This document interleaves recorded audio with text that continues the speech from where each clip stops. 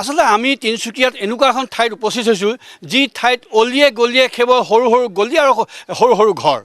য'ত আচলতে সাধাৰণ মানুহ যদি কেনেবাকৈ সোমায় আৰু সি ওলাই যাব নোৱাৰে অভিমন্যুৰ বেহুৰ নিচিনাকৈ ইয়াত আচলতে সমগ্ৰ পৰিৱেশটো বিৰাজ কৰি আছে য'ত সন্দেহজনক লোকে বাস কৰে এনেকুৱা দীঘল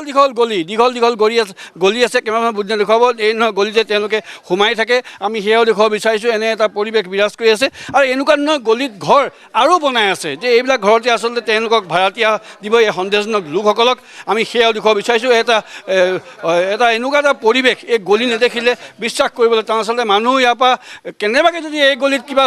সৌভাগ্যবশতঃ সোমায় সি কিন্তু দুৰ্ভাগ্যৰ বতৰাহে লৈ যাব ইয়াৰ পৰা এনেকুৱা এটা পৰিৱেশ বিৰাজ কৰি আছে আৰু এনেকুৱা গলি আচলতে আমি আজিলৈকে দেখা নাই এই আপোনাৰ নাম কি মোৰ নাম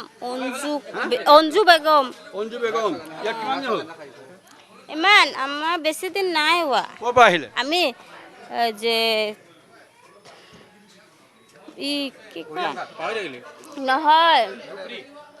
ধুপ্ৰী না জামাইবাৰী পৰা আহিলে অঁ জামাইবাৰী আহিছে আপোনাৰ নাম কি ঈদুল আলী কি নাম ঈদুল আলী ইয়াত কি কৰা ইয়াত মই এনেকৈ থাকোঁ মোৰ মা কাম কৰে মা কাম কৰে আৰু কিমান দিন হ'ল ইয়াত কি কৰে জুৱা খেলে ড্ৰাগছ খায় গাঞ্জা খায় ইয়াতে খায় ইয়াতে আছে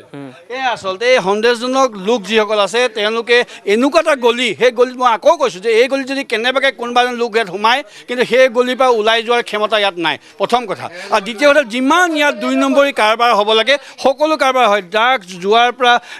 ইয়াত বৃহৎ ঘাটি আছে এই অঞ্চলটোতে আৰু আটাইতকৈ ডাঙৰ কথা যে এই গলিবিলাকত যিসমূহ লোক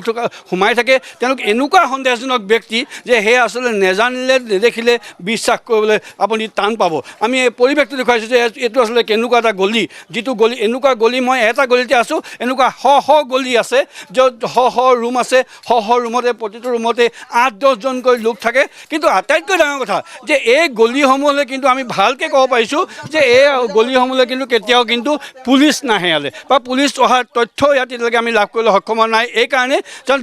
মদ জোৱাৰ পৰা আৰম্ভ কৰি ড্ৰাগছৰ পৰা আৰম্ভ কৰি বৃহৎ ঘাটি এই অঞ্চল আৰু এই সন্দেহজনক লোকসকলৰ এইটো এটা বৃহৎ স্থলী গতিকে আমি সেয়াও দেখুৱাব বিচাৰিছোঁ আৰু এনেদৰে বিভিন্ন প্ৰান্তৰ লগতে তিনিচুকীয়াৰ যি সিজুগুৰি অঞ্চল আছে সিজুগুৰিৰ যি সন্দেহজনক লোকৰ বাসস্থলী আছে য'ত আচলতে যথেষ্ট